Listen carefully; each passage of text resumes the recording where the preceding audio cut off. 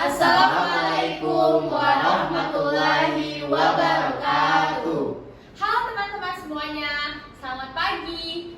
Bagaimana keadaannya saat ini? Semoga kalian selalu dalam keadaan sehat walafiat ya.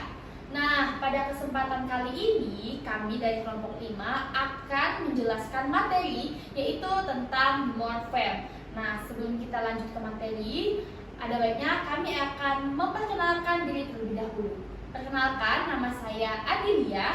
Saya Ola Ustarika. Saya Dewi Cynthia. Dan saya Ilham. Nah, sebelum memulai dari materi ini, kami akan membaca ayat suci Al-Quran terlebih dahulu. A'udzubillahi minasyaitonirrajim. Bismillahirrahmanirrahim. Alhamdulillahi rabbil alamin. Ar-Rahmanir-Rahim. Maliki yaumiddin. Iyyaka na'budu wa iyyaka nasta'in. Ihdinas siratal mustaqim. Siratal ladzina an'amta 'alaihim ghairil maghdubi 'alaihim waladdallin. Amin. Bismillahirrahmanirrahim. Wattini wazzaitun wa turi sinin wa hadzal baladil amin.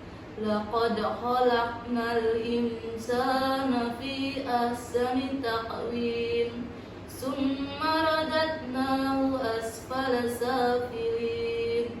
Illal ladzina amanu wa 'amilus solihati falahum ajrun ghairu mamnun. Fama yukazzibuka ba'du biddin. Alaysa Allahu biahkamil hakimin. Shadaqallahul azim.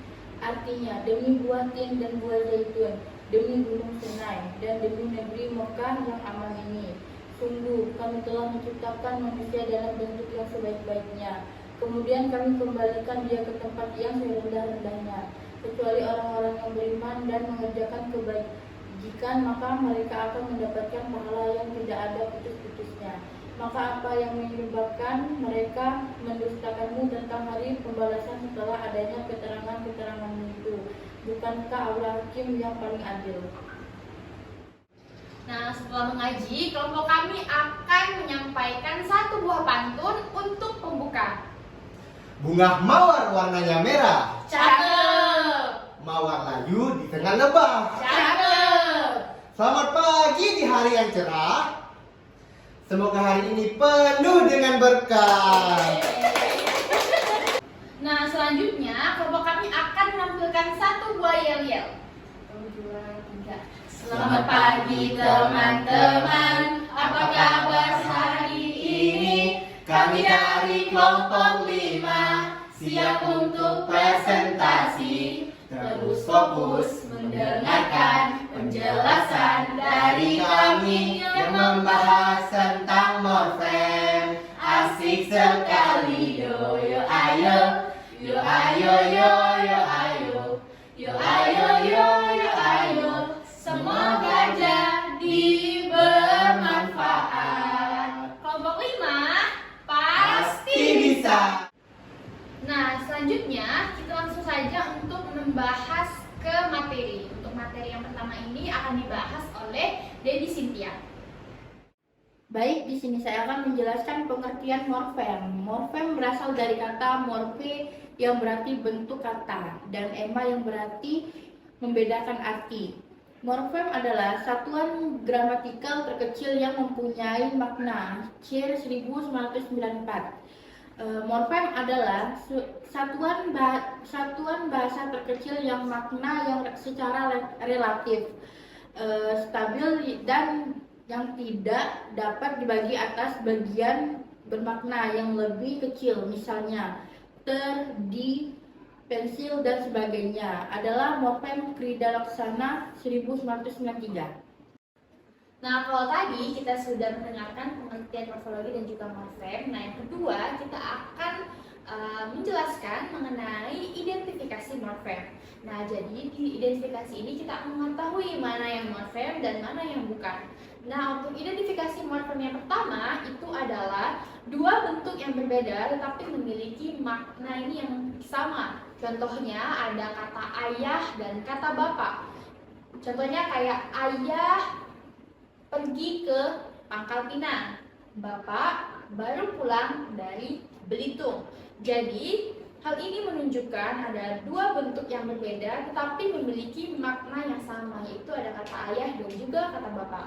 Nah, kemudian yang kedua adalah bentuk yang hanya muncul dengan pasangan satu-satunya adalah juga sebuah bentuk morfem. Nah, contohnya ada kata renta dan juga kuyup. Nah, kalau di kata renta itu ada tua renta, kalau di kuyup ada basah kuyup. Jadi kata ini bentuknya ini hanya muncul dengan pasangan satu-satunya saja dan juga merupakan sebuah morfem.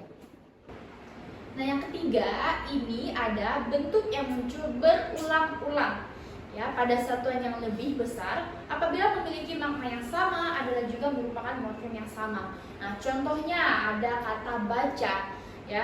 Dari kata baca ini dapat membentuk sebuah morfem yang sama, yaitu ada membaca, terbaca, kemudian pembaca, bacaan ya. Jadi itu merupakan bentuk yang muncul berulang-ulang pada satuan yang lebih besar. Jadi merupakan morfem juga. Kemudian yang keempat ya adalah dua bentuk yang sama atau lebih memiliki makna yang sama. Contohnya dari kata umpamanya kata bulan ya. Dari kata bulan ini seperti kalimatnya itu bulan depan dia akan menikah. Kemudian bulan Juni lamanya 30 hari. Jadi ini merupakan bentuk yang sama atau lebih memiliki makna yang sama dan juga ini merupakan sebuah morfem. Nah, yang kelima ini adalah dua bentuk yang sama atau lebih ya memiliki maknanya ini yang berbeda. Nah, contohnya dalam kata bunga ya. Jadi contoh kalimatnya itu seperti Bank Indonesia memberi bunga 5% per tahun. Kemudian yang kalimat selanjutnya dia datang membawa seikat bunga. Jadi pada kalimat pertama yang kedua ini memiliki makna yang berbeda meskipun bentuk morfemnya itu sama. Jadi kata bunga di bank dengan memberikan seikat bunga itu adalah kata yang berbeda. Ya. Kemudian yang keenam, bentuk yang muncul berulang-ulang pada satuan bahasa yang lebih besar ataupun kalimat apabila memiliki maknanya ini berbeda secara polisemi adalah juga merupakan morfem yang sama. Nah, contohnya kalimat kepala. Contohnya kata kepala. Nah, contoh kalimatnya ini adalah ibunya menjadi kepala sekolah di sana. Kemudian kalimat yang kedua, nomor teleponnya tertera pada kepala surat itu. Dan yang ketiga, kepala jarum itu terbuat dari plastik. Nah, jadi ini merupakan bentuk yang muncul berulang-ulang pada satuan bahasa yang lebih besar. Nah, apabila maknanya berbeda secara polisemi adalah juga merupakan morfem. Jadi apabila maknanya ini berbeda secara polisemi, maka ini juga merupakan morfem yang sama. Baik, kali ini saya akan menjelaskan jenis-jenis morfem. Nah, jenis-jenis morfem ini terbagi menjadi 3, yaitu berdasarkan kebebasannya, berdasarkan keutuhannya, dan juga berdasarkan maknanya. Dalam berdasarkan kebebasannya ini, morfem itu terbagi menjadi 2, ada morfem bebas dan juga morfem terikat. Morfem bebas ini apa? Morfem bebas ini artinya morfem yang kehadirannya itu bebas tanpa memerlukan morfem lainnya. Artinya dia dapat berdiri sendiri tanpa memerlukan morfem lain untuk mendampinginya. Contohnya seperti apa? Seperti pulang, makan, pintu. Itu kan termasuk ke dalam morfem bebas. Artinya dia dapat berdiri sendiri, tidak perlu ditambahkan morfem lainnya. Seperti misalkan kita contoh pulang tadi. Pulang adalah morfem bebas. Jika kita tambahkan dengan morfem lainnya seperti berulang, itu kan maknanya juga sudah berbeda makna jika ditambahkan dengan morfem lainnya, itu morfem bebas. Lalu ada yang kedua, morfem terikat. Nah, morfem terikat ini morfem yang tidak mempunyai potensi untuk berdiri sendiri. Artinya apa? Dia membutuhkan morfem lainnya untuk berdiri. Contohnya, misalkan henti, juang. Apabila kita mengatakan henti, apakah itu ada maknanya?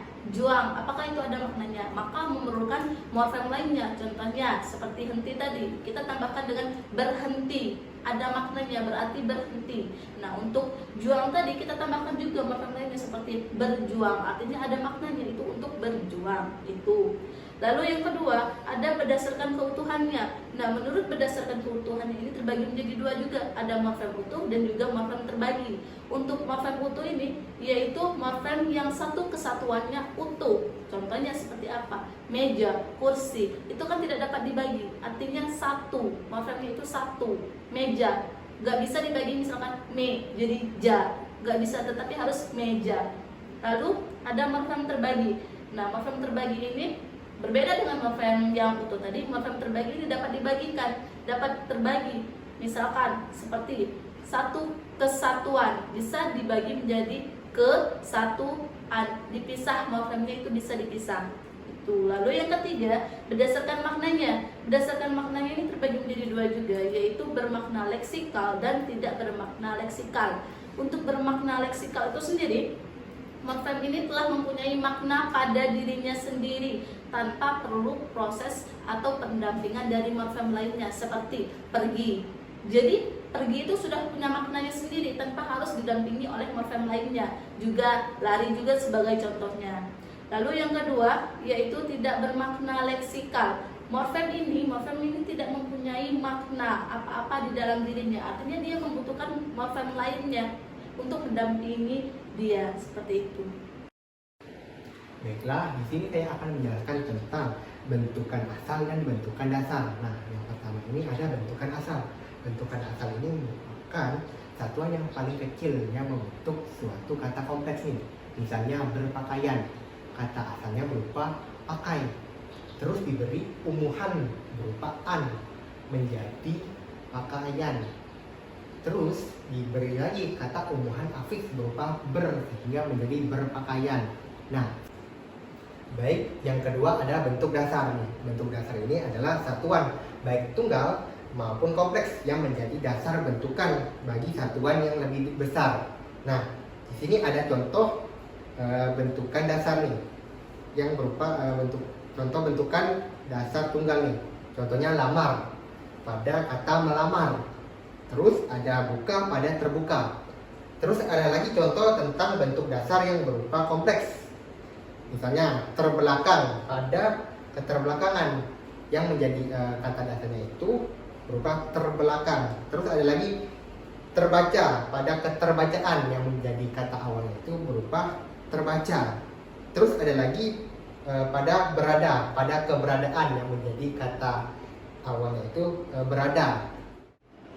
Nah, itu saja penjelasan terkait materi morfem dari kelompok kami. Kami mohon maaf apabila ada penjelasan atau tutur kata yang kurang berkenan di hati teman-teman semuanya.